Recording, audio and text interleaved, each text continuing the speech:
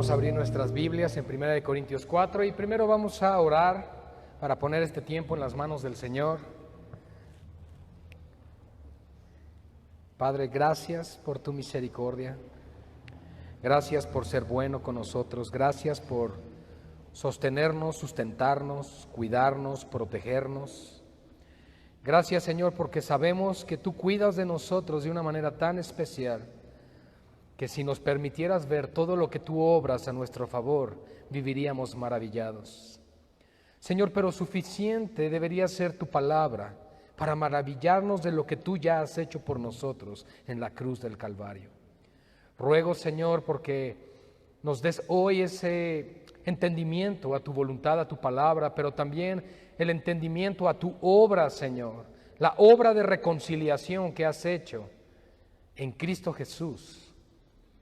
Porque de esa manera podemos hoy llamarnos hijos de Dios, podemos ser llamados a tu mesa, Señor, a disfrutar de ese banquete que tú tienes preparado, Señor, en la eternidad para tu gloria. Ruego, Padre, porque todos los que estamos aquí en esta tarde podamos discernir tus propósitos, podamos, Señor, someternos a tu palabra para que ésta siempre sea exaltada. Mi Dios, venimos a decirte que te amamos, venimos a decirte que te necesitamos. Señor, porque aflicción y prueba en ocasiones rodean nuestro corazón y a veces hay, Señor, aflicción con tristeza, a veces hay, Señor, preocupaciones, afanes, pero sabemos que tú estás ahí con nosotros. Señor, bendice tu palabra en esta tarde, aplícala, Señor, a nuestros corazones y que podamos ser entendidos de tu obra para la edificación de nuestras vidas en Cristo Jesús. En el nombre de nuestro Señor Jesucristo oramos. Amén y amén. Gloria a Dios, mis hermanos. Pues continuamos con el estudio de Primera de Corintios y hoy vamos a el capítulo 4, donde el apóstol Pablo habla referente al ser colaboradores de Dios. Cómo es que somos realmente instrumentos en las manos de Dios, no solamente para ser receptores de su bendición, sino también para hacer bendición a otros, para que nosotros podamos dar a conocer a Cristo a otras personas y que esas otras personas a su vez le den a conocer con otras personas.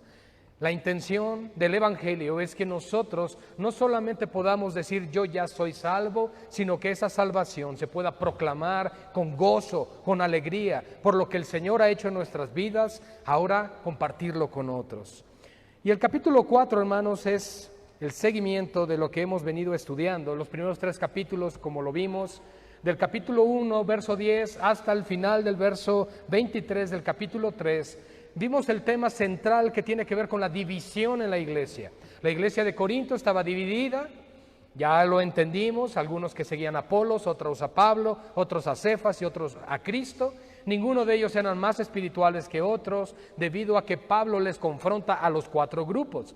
Y los 4 grupos tenían que ser corregidos, instruidos, de que no siguieran a los hombres, sino a Cristo.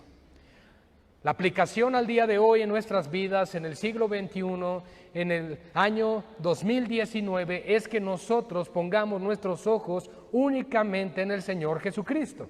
Que no pongamos nuestros ojos en los hombres, en grandes predicadores, en hombres de la televisión, en hombres o mujeres incluso de gran popularidad, sino que nuestra fe y esperanza descansen en aquel que murió en la cruz por nosotros.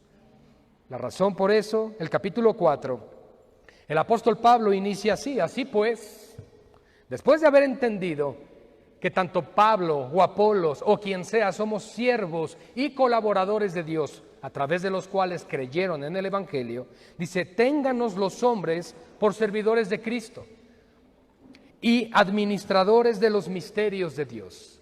Esa es una de las primeras características que nosotros como hijos de Dios tenemos, que somos servidores de Cristo y somos administradores de los misterios de Dios. La Escritura nos habla de que este misterio que fue escondido antes en el antiguo tiempo a los profetas del Antiguo Testamento, le fue revelado a los apóstoles en el Nuevo Testamento. ¿Y cuál es ese misterio? Ese misterio se divide en 2 cosas. La primera, Cristo en vosotros la esperanza de gloria, y la segunda, que los gentiles somos coherederos juntamente con los judíos de la salvación en Cristo. Es decir, que ahora somos judíos, no. Que por ser judío te salvas, no. Sino que en Cristo Jesús, de ambos pueblos, Dios ha hecho un solo pueblo, para que en Cristo Jesús, únicamente en Él, se hallen los salvos y los reconciliados por la sangre del Cordero de Dios. Fuera de Cristo no hay salvación, iglesia.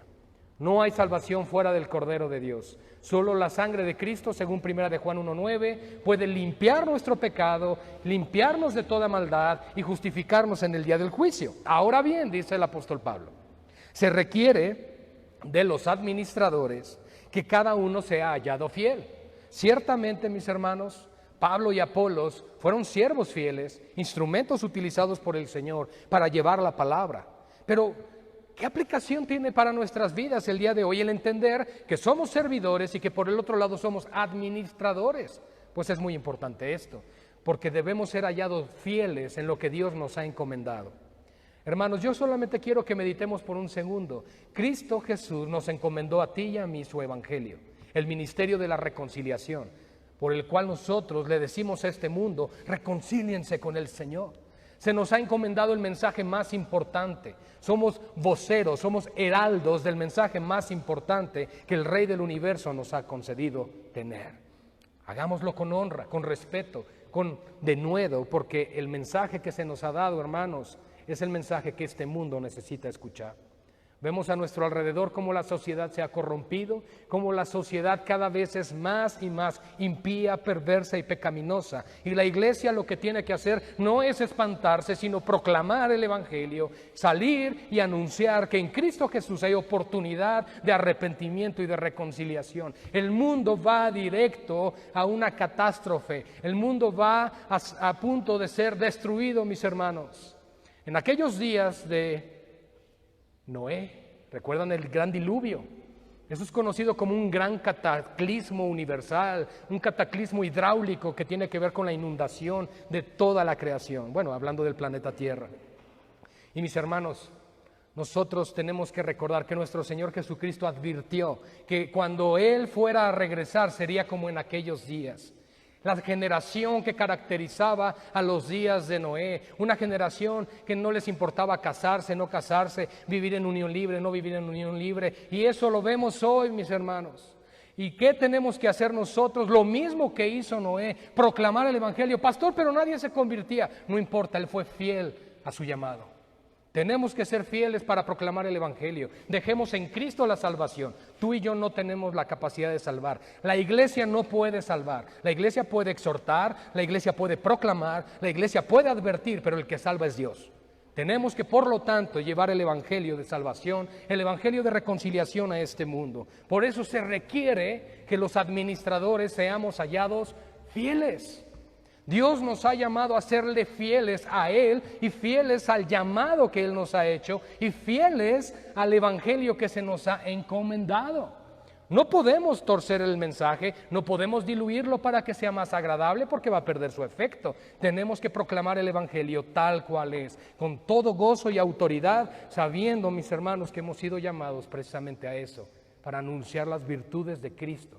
El gran amor y su misericordia, la compasión que Él ha tenido por nosotros, pero también el juicio y el castigo que vendrán. La Escritura dice que Cristo es el que estará sentado en el trono para juzgar. Él estará en el juicio y Él juzgará, y Él sabe quiénes son sus ovejas, Él sabe quién atiende a su voz y quién le sigue y quién no. Tristemente en este mundo vemos que la perversión que ha inundado el corazón de la sociedad cada vez hace que el corazón, espiritualmente hablando, hacia Dios se enfríe y se enfríe.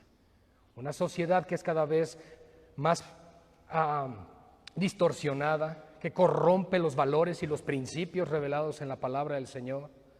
Los valores cristianos, éticos, morales que han existido por siglos y que han mantenido a la humanidad con cierto equilibrio, ahora están totalmente desviados, volteados. Ya no hay un entendimiento a la luz de la Escritura, según el mundo, de quién puede ser un hombre o quién puede ser una mujer.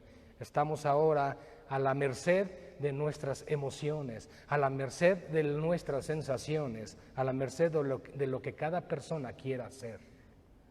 Pero nosotros, mis hermanos, tenemos que advertir con el Evangelio que Dios ha establecido un día en que juzgará a todos los hombres por medio de aquel varón del cual dio testimonio resucitándole de entre los muertos. Seamos fieles, habla y no calles. Yo en muy poco, dice Pablo, tengo el ser juzgado por vosotros o por tribunal humano.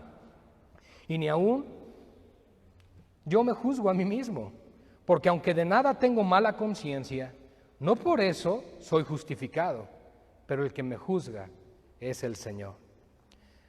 El apóstol Pablo hace referencia a que ciertamente él ha buscado con integridad servir al Señor y ha dado un gran ejemplo a la iglesia.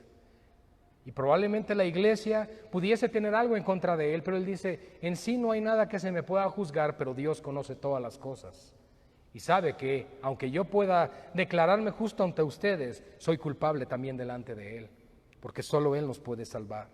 Así que no juzguéis nada antes de tiempo, hasta que venga el Señor, el cual aclarará también lo oculto de las tinieblas. Y escuchen esto, hermanos, y manifestará las intenciones de los corazones. Y entonces, cada uno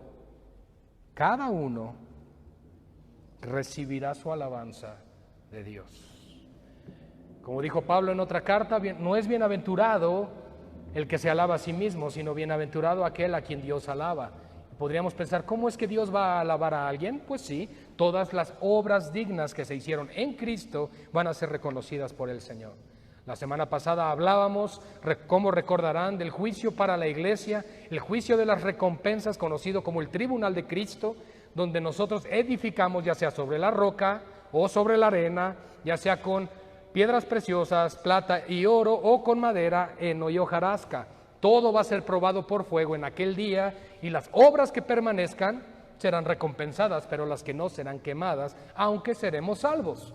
Eso lo aprendimos la semana pasada en el capítulo 3. El apóstol Pablo, por lo tanto, sigue relatando al respecto y dice claramente que cuando nuestro Señor Jesucristo se manifieste y aparezca, Él no solamente va a llegar y va a decir, ya llegué, sino que además va a aclarar las cosas ocultas. ¡Wow! ¿Sabes? En ocasiones nosotros tendemos a ocultar lo que hay en nuestro corazón porque no queremos ser lastimados, o porque no queremos que otros se enteren, se burlen, que sea causa de burla, de risa para otras personas. O quizá es que yo no quiero decir de la situación en la que estoy pasando o lo que estoy atravesando porque probablemente me van a decir, ya te lo dije, ya te lo había dicho y lo hiciste, etcétera. Pero lo mejor que podemos hacer es abrir el corazón, ser honestos delante de Dios y delante de los hombres. La Escritura nos dice que nuestro Señor va a aclarar todas las cosas. Y cuando Él dice va a aclarar, es decir, va a poner en orden todo. No se trata de nuestro criterio, no se trata de lo que tú y yo pensemos, sino de lo que Dios reveló en su palabra. Y a medida que tú y yo nos sometamos y tengamos la mente de Cristo, entonces nuestras vidas serán más agradables para Él. Pero Él va a aclarar todo lo oculto y va a manifestar las intenciones del corazón. Como lo hemos aprendido, ¿con qué intención haces lo que haces? ¿Con qué intención hago lo que hago? ¿Con qué intención hacemos lo que hacemos? Pero esto, hermanos, es decir, todo lo que vimos desde el capítulo 1 hasta este punto, referente a instruir, corregir la mente y el corazón de la iglesia de Corinto con respecto a seguir a Apolos o a seguir a Pablo o a seguir a Cefas, dice, pero todo esto que les he venido diciendo, lo he presentado como ejemplo en mí y en Apolos, por amor de vosotros, para que en nosotros aprendáis a no pensar más de lo que está escrito, no sea que por causa de uno os envanezcáis unos contra otros. En otras palabras, lo que está escrito significa lo que acaba de escribir Pablo en esta misma carta y lo que acaban de leer unos versos antes. ¿Y qué es? que ya sea Pablo o sea Apolos, son servidores, son colaboradores de Dios a través de los cuales ellos han podido creer el Evangelio. Y lo que está diciendo es, ustedes no deben ni pensar, ni creer, ni imaginar más allá de nosotros, más que lo que se ha escrito. Somos siervos.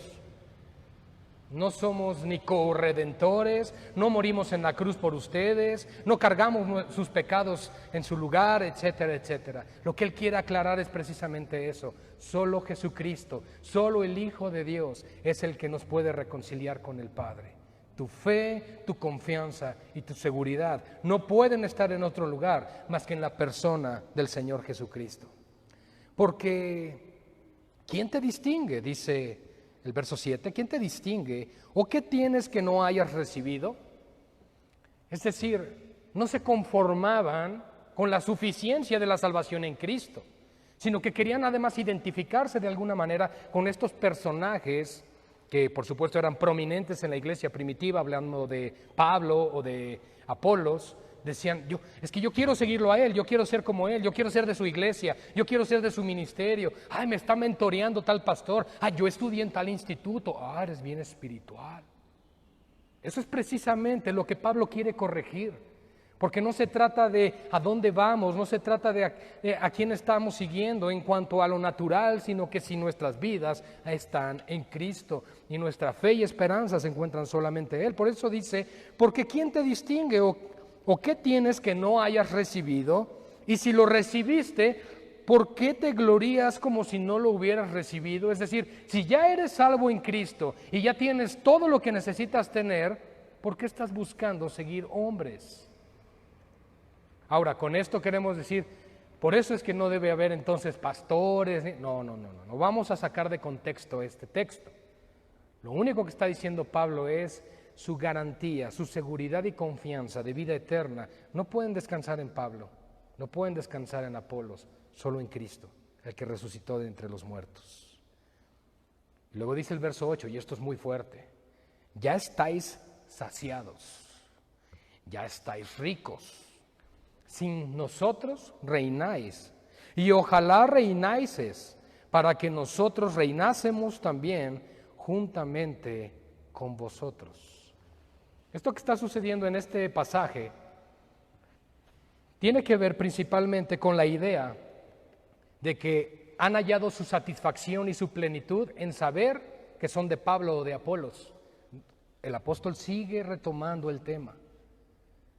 Pero el día de hoy hay ciertos movimientos, llamémosle dominionistas o del reino ahora, que dicen y proclaman que la iglesia está llamada a reinar aquí, hoy y ahora.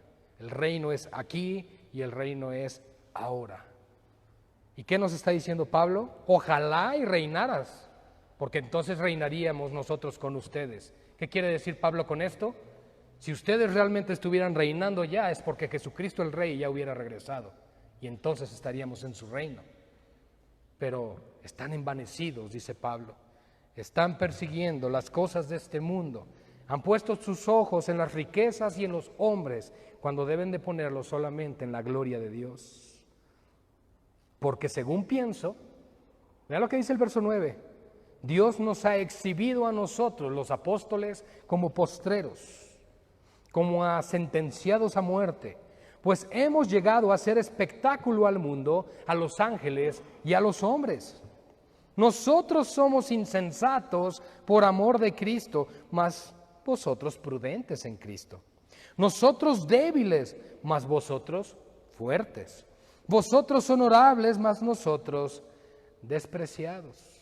Estas son unas antítesis, unos opuestos unos al otro, donde Pablo quiere darles a entender, mis hermanos, la iglesia padecerá persecución.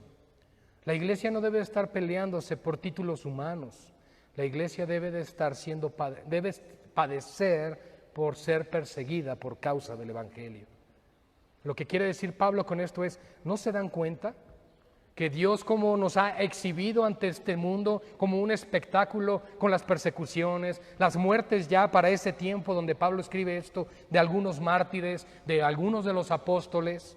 Él está diciendo, ¿cómo es posible que en su mente estén teniendo esas cosas tan pasajeras y tan terrenales cuando podemos ver a nuestro alrededor que el llamado al servicio del Señor no tiene nada que ver con aquello que ustedes están pensando?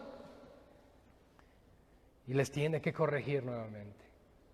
Y esto es algo hermoso, hermanos, porque el día de hoy nosotros podríamos llegar a pensar, es que yo estando en Cristo tengo garantizado el éxito en mi vida. Pero la realidad es que hay padecimiento, hay pruebas. Y es lo que Pablo quiere hacerles ver. Por eso la importancia de que nosotros recordemos de que el llamado de la salvación en Cristo es para la vida eterna, no temporal. Hasta esta hora, verso 11, padecemos hambre, tenemos sed, estamos desnudos, somos abofeteados y no tenemos morada fija. ¿Eso no suena como estar reinando? ¿Eso no suena como estar en una posición de nobleza? Ay, estoy en mi palacio descansando mientras me como unas uvas porque mi esclavo las sostiene y me va dando una por una. ¿Verdad que no? No parece ese tipo de imagen, todo lo contrario.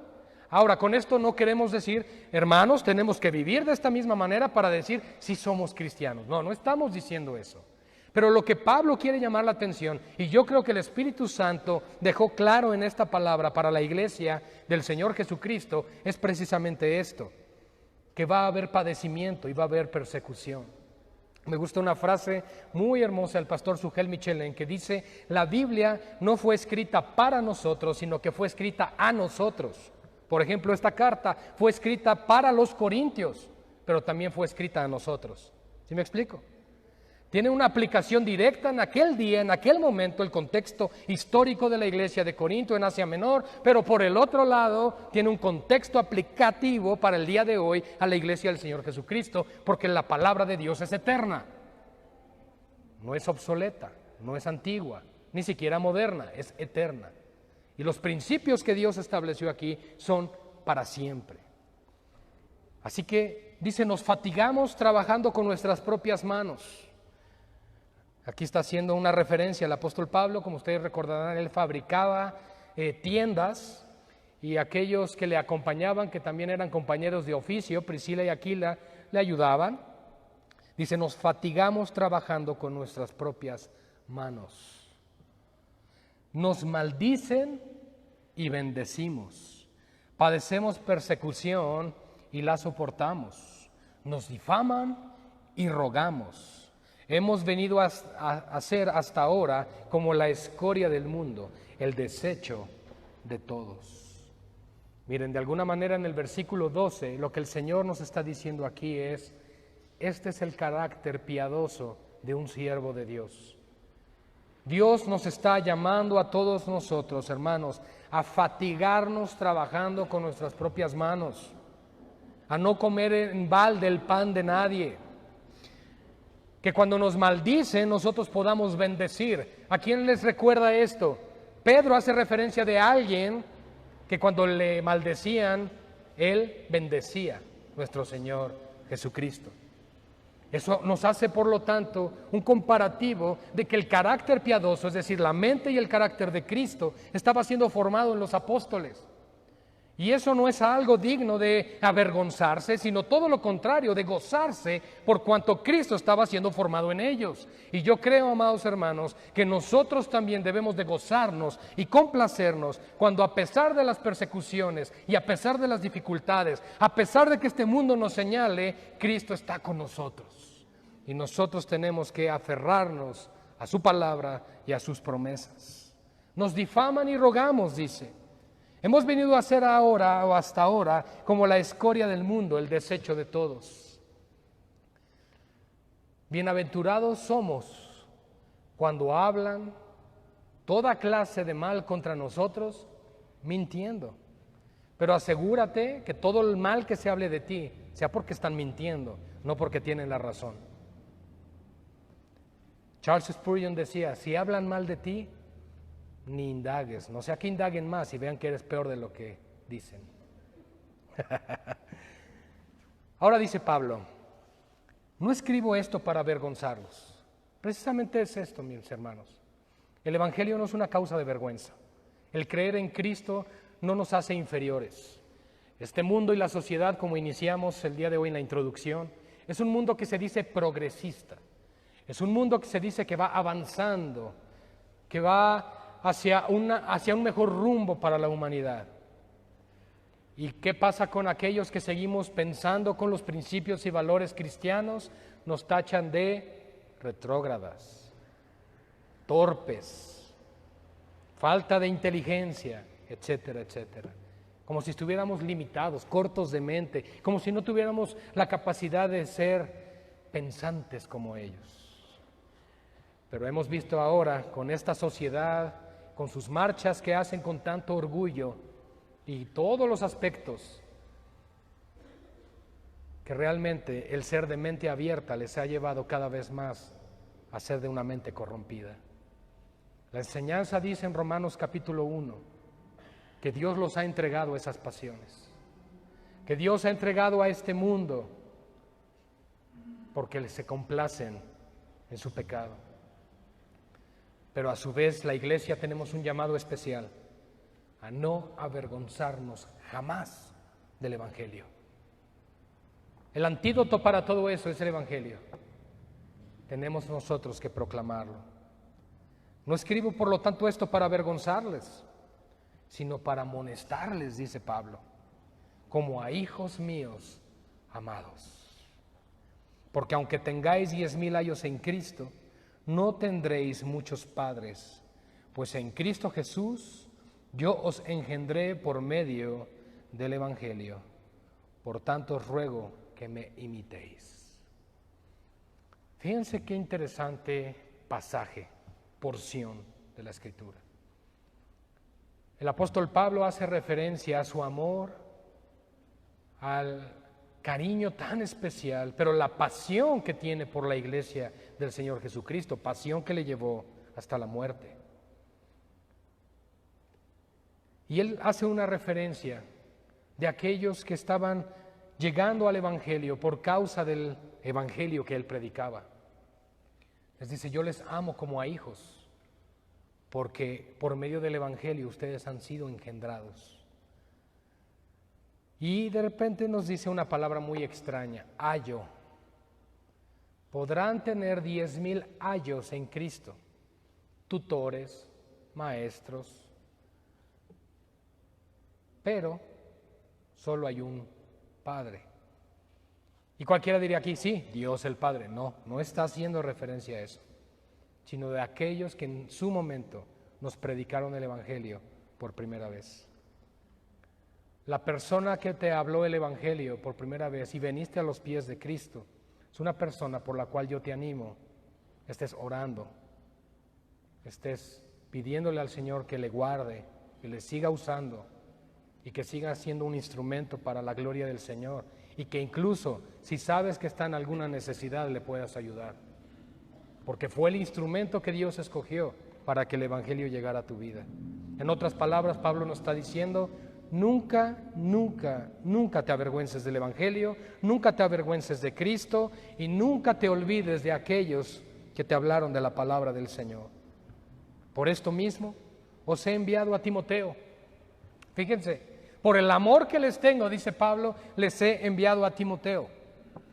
Y yo creo, mis amados hermanos, que cuando Dios envía a sus pastores a las iglesias, tiene el propósito de mostrar su amor, su misericordia y su compasión. Nosotros podemos ver a la luz de las Escrituras que los pastores, cuando son pastores bíblicos, son un regalo del Señor. Por esto dice enviado a Timoteo, que es mi hijo amado y fiel en el Señor, el cual os recordará mi proceder en Cristo, de la manera en que enseño en todas partes y en todas las iglesias. El testimonio del apóstol Pablo era un testimonio fiel, era un testimonio firme. Dios se encargó de levantar a este varón de tal manera que pudiese proclamar el Evangelio y abrir iglesias en diferentes lugares, en diferentes regiones, con tal pasión y con tal testimonio que la gente no podía dudar de que el Señor Jesucristo lo hubiera salvado. Dice, les voy a enviar a Timoteo para que él les recuerde cómo se debe vivir el cristianismo, para que él les recuerde lo que Cristo demanda de ustedes, para que me imiten, dice el apóstol Pablo. ¿Eso significa que hay hombres o mujeres dignos de imitar? La respuesta bíblicamente es sí. Más adelante en el capítulo 11, verso 1, vamos a ver que él dice: sed pues imitadores de mí, así como yo lo soy de Cristo. ¿Qué es lo que la gente debía imitar de Pablo? Lo que Pablo imitaba de Cristo. Y por lo que podemos ver y según el testimonio que hay en las Escrituras, su vida era un reflejo del Señor. Nosotros tenemos que buscar vivir de la misma manera, ser un reflejo de la gloria del Señor para que otros quieran conocer a Cristo. Ay, de pronto, con tristeza dice: mas algunos están envanecidos, como si yo nunca hubiese de ir a vosotros. Recuerden que los de Cloé, esta familia, le pasaron un reporte al apóstol Pablo de cómo la iglesia de Corintios se había desviado detrás de la idolatría. Y entonces dice: hay algunos de ustedes que están envanecidos, como si yo nunca hubiese de ir a vosotros. Esto, mis hermanos, no se llama autoritarismo, se llama las autoridades que Dios establece.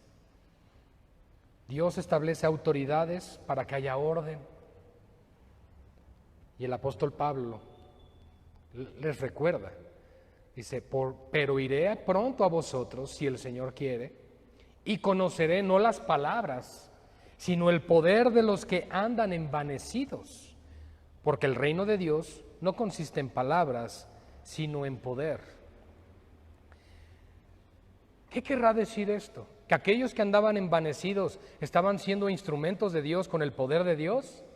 No. Quiero que entendamos el contexto de esto. Personas envanecidas, personas que estaban rechazando el liderazgo del apóstol Pablo, personas que no se estaban sometiendo al evangelio, que no se estaban sometiendo a sus pastores en la iglesia local. Por eso Pablo tiene que enviarles a Timoteo. Y entonces dice: voy a conocer a aquellos que andan envanecidos. Dice: pero no voy a conocer las palabras, sino el poder. ¿Qué significa eso? El mover espiritual que había detrás de esto. Dice: porque el reino de Dios no consiste en palabras, sino en poder. En otras palabras, dice el apóstol: yo voy a ir, voy a llegar a ese lugar y no va a haber necesidad de que me digan, el Señor me va a mostrar lo que está pasando en ese lugar. Qué fuerte. Porque el reino de Dios no consiste en palabras. No se trata de lo que me digan: ay, ahí viene Pablo, vamos a hacer una junta, vamos a reunirnos y le decimos que todo va bien. No. Dios dota a su iglesia, a sus siervos, de dones. Y uno de ellos es el discernimiento de espíritus. Y con ese discernimiento dice: yo voy a saber no las palabras, sino con el poder que están obrando estas personas. Y ese poder no venía de Dios. Al buen entendedor, pocas palabras. ¿Qué queréis? En otras palabras, le está diciendo: ¿por qué no se arrepienten de una vez? ¿Por qué no se ponen a cuentas? Dice: iré a vosotros con vara o con amor y espíritu de mansedumbre. Ay, ay, ay. Esto se pone un poquito más fuerte, el cierre de este capítulo, porque cualquiera podría pensar: oye, pero ¿qué no los pastores están ahí solo para amarnos, para aconsejarnos, para decirnos: mira, no te preocupes, todo va a salir bien, sigue adelante, mira, Dios es bueno, si tropezaste, levántate, tú sigue, no pasa nada, mira, el Señor está ahí para sostenernos? Sí, esa es una parte, esa es una cara y es un lado que por supuesto debe existir en todo pastor, porque tenemos que mostrar el amor de Cristo, la compasión de Cristo. Pero por el otro lado también nuestro Dios es un Dios santo, justo, y es un Dios de orden. Y que cuando hay desorden dentro de la iglesia, Dios tiene que disciplinar, tiene que corregir. Y Pablo mismo dice: yo llegaré con vara o con amor y espíritu de mansedumbre.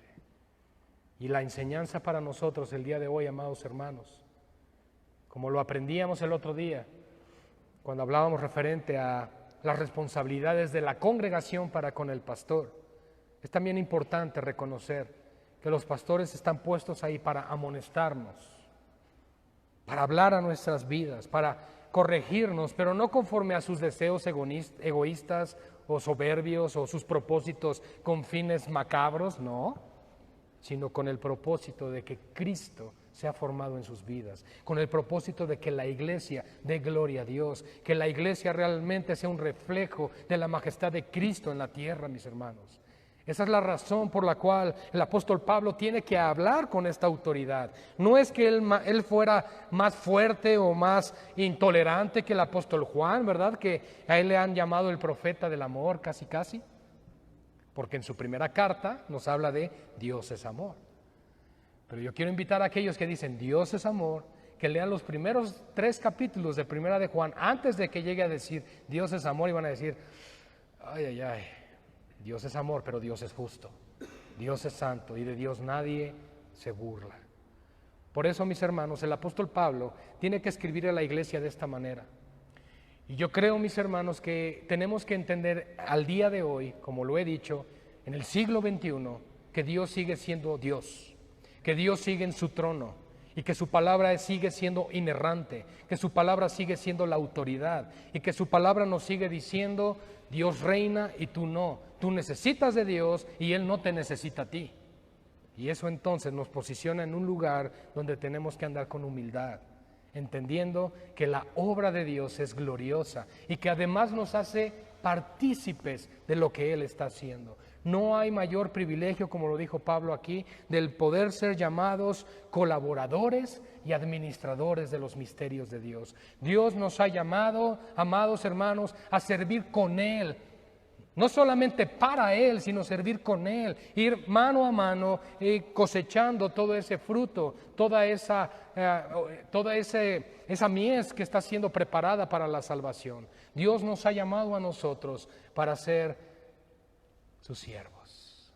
Hermanos, gocémonos en esto, en saber que Dios ha puesto sus ojos sobre nosotros, que Dios ha destinado un día, sí, en que juzgará todas las cosas, pero que el día de hoy, mientras ese día no llega, te está dando a ti y a mí la oportunidad de hablar su glorioso evangelio para que otras personas conozcan la salvación, vengan en arrepentimiento y puedan encontrar la vida eterna. A Dios sea la gloria. Vamos a orar, hermanos. Padre, gracias por tu palabra. Gracias, Señor, porque sabemos que tu palabra es firme, es sólida, es verdad, es inconmovible y no se puede comprometer. Señor, ayúdanos a ser fieles al llamado que hemos recibido. Como siervos tuyos, como servidores tuyos, como colaboradores tuyos, para que con denuedo y con gozo hablemos tu evangelio. Señor, prepáranos, enderézanos, guíanos, ayúdanos a ser siervos fieles. Padre, y ayúdanos a no olvidar que tú estás en tu trono, que no debemos andar envanecidos, como si tú no hubieses de venir algún día para corregirnos. Y no solamente aguardando el día del juicio, no solamente aguardando el día que nos encontremos contigo, de nuestro encuentro contigo, sino entendiendo, Señor, que mientras aquel día llega, tu poder se sigue perfeccionando en nuestra debilidad. Señor, muéstranos las áreas en las que estamos mal, en lo que tenemos que corregir. Por un lado, Señor, hay áreas que necesitamos de tu consuelo, de tu amor. Necesitamos ser abrazados por ti. Necesitamos que nos ayudes, Señor. Somos demasiado torpes. Necesitamos de ti, Señor, porque tropezamos continuamente. Pero por el otro lado también hay áreas, Señor, en las que hemos sido necios y no hemos querido cambiar. No hemos querido ceder ese terreno, Señor, porque se complace nuestra carne con el pecado. Pero muéstranos, Señor, que el que se complace en el pecado no agrada a tu alma. Yo te ruego que nos lleves a un verdadero arrepentimiento y a reconocer que tú eres Señor sobre todas las cosas. Mi Dios, te amamos. Sabemos que en ocasiones la vara viene a nosotros, la corrección y la disciplina. En ocasiones sabemos por qué, en ocasiones no lo sabemos. Pero sea cual sea nuestra situación, debemos aprender a esperar en ti. Ayúdanos, por favor, a corregir nuestros caminos, a corregir nuestros pasos, para que entonces tu nombre sea reconocido como santo y para que tu palabra sea reconocida siempre como la verdad. Gracias, Padre, por este tiempo en el nombre de nuestro Señor Jesucristo.